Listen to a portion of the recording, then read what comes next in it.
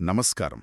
ఈరోజు మనం నావల్ రవికాంత్ ఆలోచనల సంకలనం గురించి కొంచెం లోతుగా మాట్లాడుకుందాం. ఇది ఆయన రాసింది కాదు, కానీ అవును, ఎరిక్ జోర్గెన్సన్ అని ఆయన ట్వీట్లు, ఇంటర్వ్యూలు అవన్నీ కలిపి ది ఆల్మనాక్ ఆఫ్ నావల్ రవికాంత్ గా పుస్తకం రూపంలో తెచ్చారు. కరెక్ట్. నావల్ అంటే ఒక ఎపేషిమాతి ఎంట్రప్రెన్యూర్, తత్వవేత్త, ఇంకా పెట్టుబడిదారుడు కూడా. చాలా రంగాల్లో ప్రజ్ఞ ఉంది. నిజమే. ఈ పుస్తకం ప్రత్యేకత ఏంటంటే ఆయన మాటలనే నేరుగా తీసుకున్నారు. అంటే సంపద, ఆనందం, వీటి గురించి చాలా సూటిగా, ఆచరణాత్మకంగా ఉంటాయన్న ఆలోచనలు. అవును. ఈరోజు మనం ముఖ్యంగా తెలుసుకోవాల్సిందేంటంటే సంపద సంపాదించడం లేదా సంతోషంగా ఉండటం ఇవి అదృష్టం మీదో లేక పుట్టుకతో వచ్చే గుణాల మీదో ఆధారపడవు అని నావల్ చెప్తారు. అంతే, అవి మనం నేర్చుకోగల నైపుణ్యాలు, స్కిల్స్ అన్నమాట. ఎవరైనా నేర్చుకోవచ్చు. అందుకేనేమో ఈ పుస్తకాన్ని navalmanac.comలో ఉచితంగా కూడా పెట్టారు. PDF లాగా, ఈ-రీడర్ ఫార్మాట్లలో అందరికీ అందుబాటులో ఉండాలని. అవును, అది గొప్ప విషయం. సరే, మరి సంపద సృష్టితో మొదలు పెడదామా? నావల్ చెప్పిన సూత్రాలు. తప్పకుండా. మొదటి పాయింట్, ధనవంతులు కావడం అనేది అదృష్టం కాదు, అదొక నైపుణ్యం అని నమ్మడం. అవును, లక్ పాత్ర ఉంటుంది, కాదనలేం. కానీ సరైన పద్ధతులు, పునాది ఉంటేనే వచ్చిన లక్ అవకాశాన్ని మనం వాడుకోగలం. ఆ నమ్మకం ఆయన మాటల్లో బలంగా కనిపిస్తుంది. నా డబ్బంతా పోయినా సరే నన్ను ఏదైనా ఇంగ్లీష్ మాట్లాడే దేశంలో వదిలేస్తే 5-10 ఏళ్లలో మళ్లీ ధనవంతుడినవుతాను అంటారు. ఎందుకంటే అది ఆయన నేర్చుకున్న స్కిల్, ఎవరైనా నేర్చుకోగల స్కిల్ అని కూడా అంటారు. అంటే గంటల తరబడి పనిచేయడం కాదు ముఖ్యం. అస్సలు కాదు. నావల్ చెప్పేది అదే. ఏమి చెయ్యాలో తెలియాలి, ఎవరితో చెయ్యాలో, ఎప్పుడు చెయ్యాలో తెలియాలి. ఊరికే కష్టపడితే లాభం లేదు, సరైన దిశలో కష్టపడాలి. దీని గురించే కదా ఆయన famous tweet Storm, how to get rich without getting lucky. అవును, దానిలోంచి చాలా ఆలోచనలొచ్చాయి. అందులో మొదటి మెట్టు సంపద, డబ్బు, హోదా, ఈ మూడింటి మధ్య తేలా తెలుసుకోవడం. ఓ, ఆ తేడా ఏంటి? మనం మామూలుగా కలిపేసి వాడుతుంటాం కదా. కరెక్ట్. నావల్ ప్రకారం సంపద అంటే ఆస్తులు. మీరు నిద్రపోతున్నా సరే మీకోసం పనిచేసే ఆస్తులు. వ్యాపారాలు కావచ్చు, షేర్లు, రియల్ ఎస్టేట్, లేదా మీరు రాసిన కోడ్, మీరు చేసిన వీడియోలు, ఇలాంటివి. మరి డబ్బు, హోదా? డబ్బు కేవలం ఒక మార్పిడి సాధనం. సమయాన్ని, సంపదను మార్చుకోవడానికి వాడతాం. ఇక హోదా, అది సమాజంలో మన స్థానం. ఎవరు ఎక్కువ, ఎవరు తక్కువనే ఆట. Social hierarchy. అంతే. నావల్ సలహా ఏంటంటే ఈ హోదా ఆటల జోలికి పోవద్దు అంటారు. ఎందుకంటే అది జీరో సమ్ గేమ్. ఒకరు గెలిస్తే ఇంకొకరు ఓడిపోవాలి. నిజమే. మరి సంపద సృష్టి? అది పాజిటివ్ సమ్ గేమ్. అందరూ కలిసి కొత్త విలువను సృష్టించవచ్చు, అందరూ గెలవచ్చు. అందుకే హోదా ఆటలు వదిలేసి నిజమైన సంపద సృష్టి మీద దృష్టి పెట్టాలి. దీనికి ఆయన చెప్పిన కీలక సూత్రాలు: మొదటగా ప్రత్యేక జ్ఞానం, స్పెసిఫిక్ నాలెడ్జ్ అంటారు కదా. అవును, స్పెసిఫిక్ నాలెడ్జ్. ఇది కాలేజీలోనో పుస్తకాల్లోనూ దొరికేది కాదు. ఇది మీ సహజమైన ఆసక్తి, మీ క్యూరియాసిటీ, మీ అభిరుచి, వాటి నుండి పుడుతుంది. అంటే ఉదాహరణకి మీకు చిన్నప్పటినుంచి కంప్యూటర్స్ అంటే ఇష్టం అనుకోండి. ఇప్పుడు బ్లాక్ చైన్ గురించి లోతుగా తెలుసుకోవడం మీకు ఆటలా అనిపిస్తుంది, సరదాగా ఉంటుంది. కానీ బయటి వాళ్ళకి అది చాలా కష్టమైన పనిలా కనిపిస్తుంది. అర్థమైంది. మనకిష్టమైన పనే, కానీ అది అందరికీ రాదు. కరెక్ట్. ఇది చాలా క్రియేటివ్గా గానీ, టెక్నికల్గా గానీ ఉంటుంది. దీన్ని సులభంగా వేరే వాళ్ళకు అప్పగించలేరు, అవుట్సోర్స్ చేయలేరు, మెషీన్స్తో ఆటోమేట్ చేయలేరు. అదే మీ ప్రత్యేక జ్ఞానం. ఓకే, మనకు సహజంగా వచ్చేదాన్ని పట్టుకుని దాన్ని బాగా డెవలప్ చేసుకోవాలన్నమాట. మరి రెండోది జవాబుదారీతనం, అకౌంటబిలిటీ. అవును, ఆ జ్ఞానముంటే సరిపోదు. దాన్ని ఉపయోగించి ఫలితాలకు బాధ్యత వహించాలి. మీ పేరు మీద రిస్క్ తీసుకోవడానికి సిద్ధంగా ఉండాలి. బిజినెస్ రిస్క్స్ తీసుకోవాలి. ఓ, రిస్క్ తీసుకోవడమా? తప్పదు. అలా జవాబుదారీతనం తీసుకున్నప్పుడే సమాజం మిమ్మల్ని గుర్తిస్తుంది, మీకు బాధ్యత ఇస్తుంది, ఈక్విటీ ఇస్తుంది, పరపతి, లెవరేజ్ ఇస్తుంది. రిస్క్ ఉంటేనే రివార్డ్ ఉంటుంది. మీ పేరు, మీ రెప్యుటేషన్ పణంగా పెట్టాలి. దీని తర్వాత వచ్చేది పరపతి, లెవరేజ్.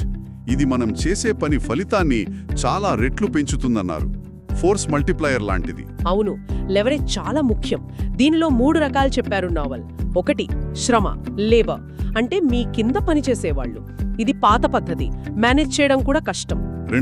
రెండోది మూలధనం, క్యాపిటల్, అంటే డబ్బుని పరపతిగా వాడొచ్చు, కానీ దీనికి పర్మిషన్ కావాలి.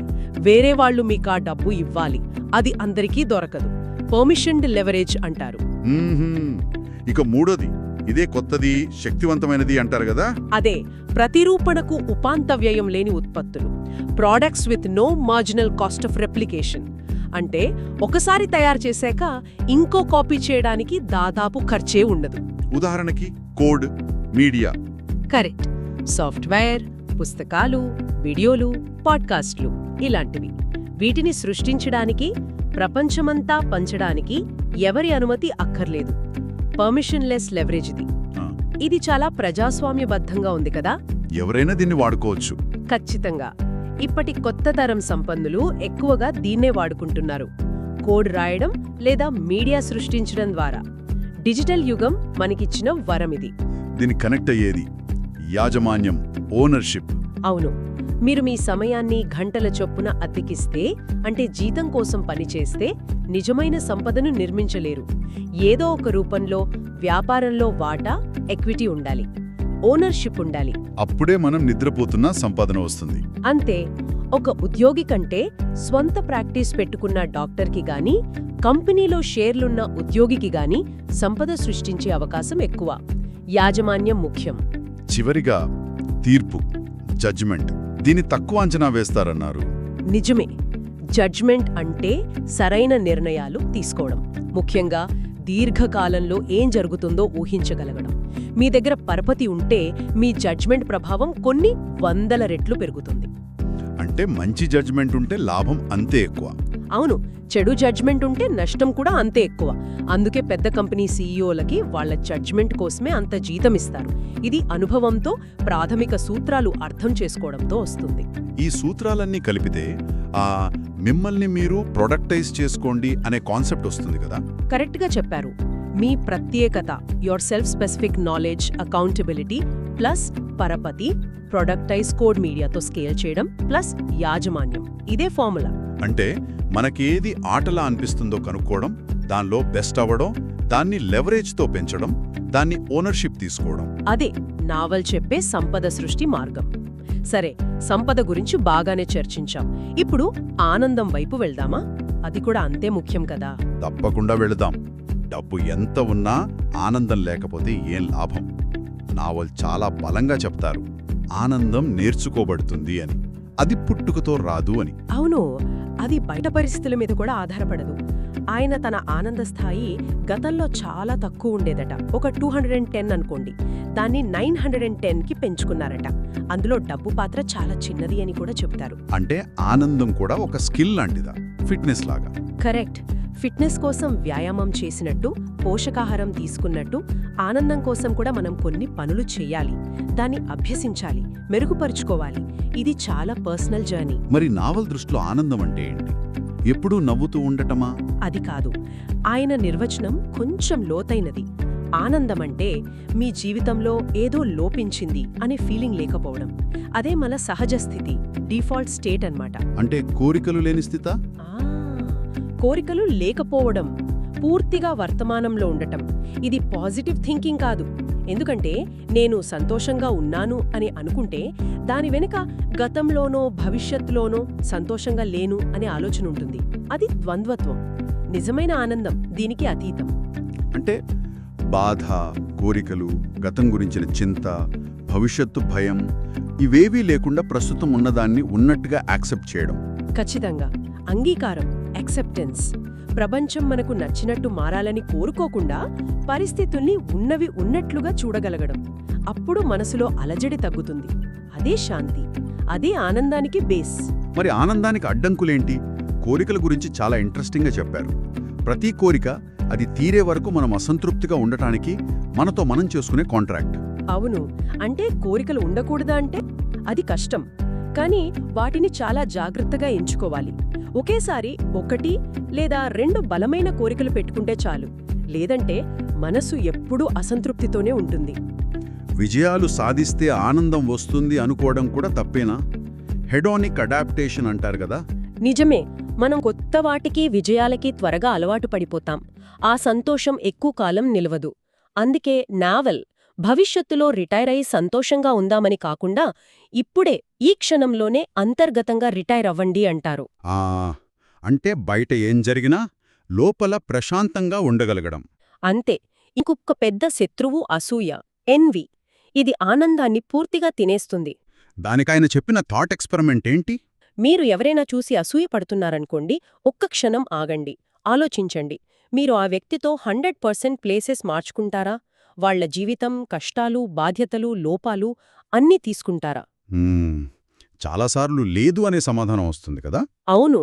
అప్పుడు అర్థమవుతుంది అసూయ ఎంత అర్థంలేనిదో. మనదారి మనదే, వారిదారి వారిది.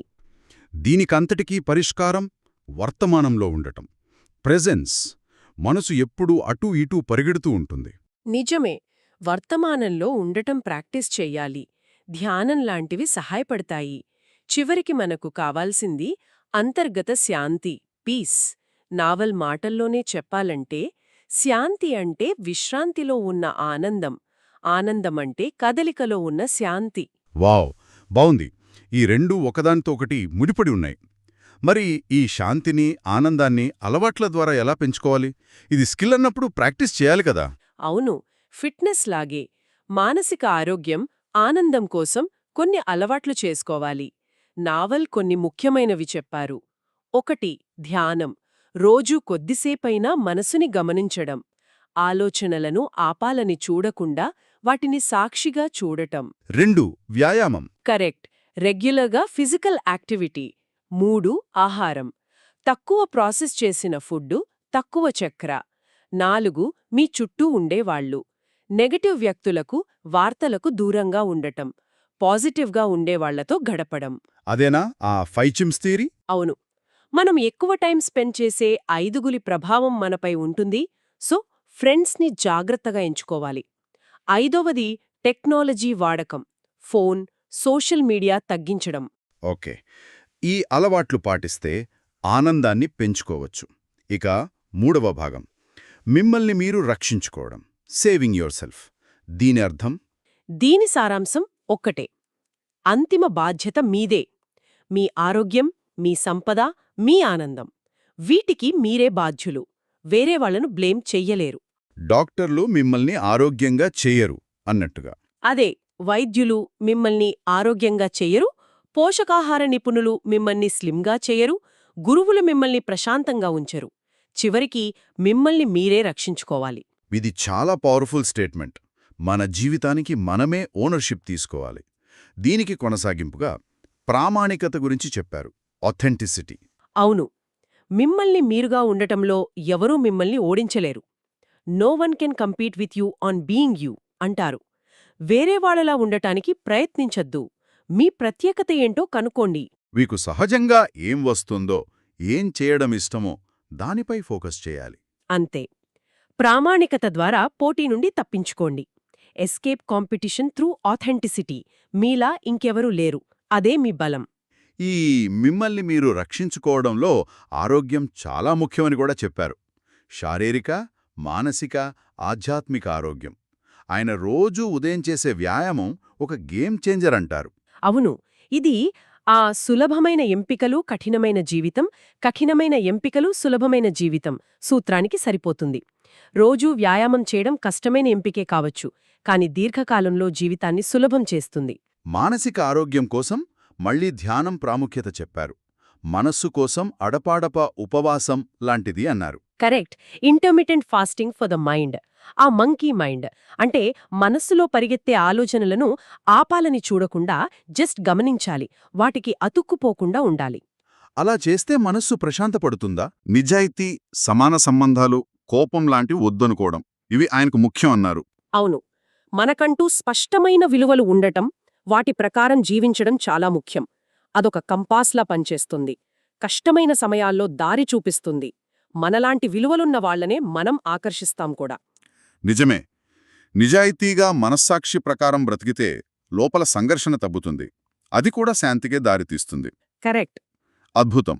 మొత్తం మీద చూస్తే నావల్ అల్మనాక్ నుంచి మనం నేర్చుకున్నది సంపద, ఆనందం. ఈ రెండూ మనం నేర్చుకోగల స్కిల్స్. బయట పరిస్థితుల మీద కాదు, మనమీదే ఆధారపడి ఉంటాయి. అవును, సంపదకు కావాల్సింది ప్రత్యేక జ్ఞానం, పరపతి, జవాబుదారీతనం, యాజమాన్యం, తీర్పు. మరి ఆనందానికి? కోరికలను జాగ్రత్తగా ఎంచుకోవడం, వర్తమానంలో ఉండటం, అంగీకారం, శాంతి. వీటన్నిటికీ బేస్. మన జీవితానికి మనమే బాధ్యత తీసుకోవటం, ప్రామాణికంగా ఉండటం, ఆరోగ్యం, విలువలకు కట్టుబడి ఉండటం. సరే, ఈ చర్చను ముగించే ముందు శ్రోతలు ఆలోచించడానికి మీరేదైనా ఒక ప్రశ్న అడుగుతానన్నారు కదా? అవును, నావల్ చెప్పేది బేసిక్ నీడ్స్ తీరాక మనం బయట విజయాల కన్నా లోపల ఆనందం, శాంతి మీద ఎక్కువ ఫోకస్ చేయాలి అని. అయితే నా ప్రశ్న ఏంటంటే, ఒకవేళ మనం సంపద సృష్టించే ప్రాసెస్ మొదలుపెట్టే ముందే లేదా ఆ ప్రాసెస్తో పాటే ఈ అంతర్గత శాంతి, వర్తమానంలో ఉండటం, ప్రామాణికత, వీటిమీద గట్టిగా దృష్టి పెడితే, ఇంట్రెస్టింగ్. అలా చేయడం మనం సంపద సృష్టించే పద్ధతిని ఎలా మారుస్తుంది? ఒకవేళ మన అంతర్గత ప్రశాంతత, స్పష్టతే అసలైన అంతిమ పరపతి అవుతుందా, లేక అవి సంపద సృష్టికి అడ్డంకి అవుతాయా? ఇది ఆలోచించాల్సిన విషయం. చాలా చాలా లోతైన ప్రశ్న. మన లోపలి ప్రపంచం బయట ప్రపంచాన్ని ఎలా ప్రభావితం చేస్తుందనే దానిపై ఆలోచింపజేస్తుంది. నావల్ రవికాంత్ ఆల్మనానక్ నుంచి నేర్చుకున్న ఈ విలువైన పాఠాలపై మన ఈ లోతైన విశ్లేషణను ఇంతటితో ముగిద్దాం.